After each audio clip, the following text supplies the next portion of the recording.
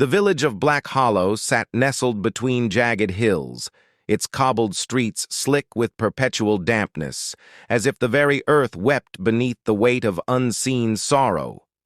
The houses leaned against one another like drunken sentinels, their wooden beams groaning under decades of neglect, their windows staring out like hollow eyes into the mist that never quite lifted.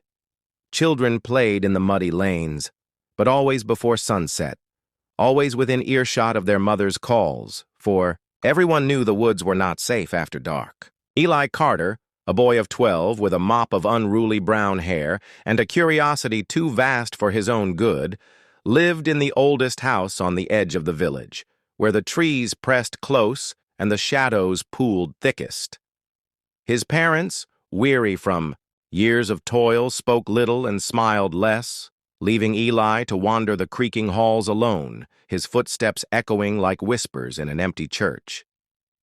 The house had always felt alive to him, not in the warm, breathing way of a home, but in the slow, deliberate way of something waiting, something patient. And then the rains came. It began as a whisper, so faint Eli thought he'd imagined it, a voice rising from the bathroom drain, tangled in the gurgle of water and the rustle of old pipes. He'd been brushing his teeth, the storm outside rattling, the window panes when he first heard it, a wet, choking murmur that made his skin prickle. Eli. His name dripped from the darkness below, syrupy and slow, as if spoken through a mouthful of mud. He dropped his toothbrush, the clatter, startlingly loud, and leaned closer to the drain, his breath shallow. "Eli, help me!" was his own, but wrong, stretched and waterlogged like a recording played backward. His reflection in the mirror paled, his eyes widening as the voice came again, this time with a laugh that bubbled up like sewage. "You hear me, don't you? Don't leave me down here." Eli slammed the bathroom door shut and ran to his room, his heart pounding so hard he feared it would crack his ribs. He spent the night curled under his blankets, listening to the storm rage outside and the occasional drip of water from the ceiling, each drop sounding like a footstep. By morning, the rain had stopped, and the house was eerily silent, as if holding its breath. Eli told himself it had been a dream, a trick of the wind and his overactive imagination. But that evening, as he washed his hands, the voice returned, louder now, more insistent. "You can't ignore me forever," it hissed, the words sloshing like water in a clogged pipe. Eli's hands trembled under the faucet, the soap slipping from his grip. "What do you want?" he whispered, his voice barely audible. The drain gurgled, a sound like a drowning man's last breath before answering. "I want out." The next few days blurred together in a haze of exhaustion and dread. Eli avoided the bathroom, using the outhouse in the yard despite the cold and the spiders, but the voice followed him. It slithered into his dreams, whispering from the corners of his room, echoing in the drip of the kitchen tap. He stopped eating, his appetite replaced by a gnawing fear that coiled in his stomach like a parasite. His parents noticed his sunken eyes and shaking hands, but dismissed it as a fever, pressing cool cloths to his forehead and urging him to sleep. They didn't hear the voice. They didn't see the way the shadows in the hallway seemed to twitch when he passed, or how the bathroom door creaked open on its own, revealing a darkness thicker than it should have been. Then came the night the voice stopped asking.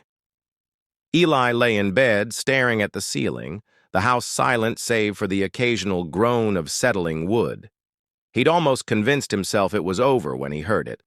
A wet, slithering sound from the bathroom, like something dragging itself through the pipes. His blood turned to ice as the doorknob rattled, the metal squeaking in protest. "Let me in," the voice demanded, no longer a whisper, but a guttural snarl. Eli clutched his blankets, his breath coming in short, panicked gasps. The rattling grew more violent, the door shaking in its frame, and then silence. For a moment, Eli dared to hope it had given up. Then the bathroom door creaked open, and the sound of dripping water filled the hallway. Something was crawling out. The footsteps were wrong, squelching, uneven, as if the thing walking had never learned. How?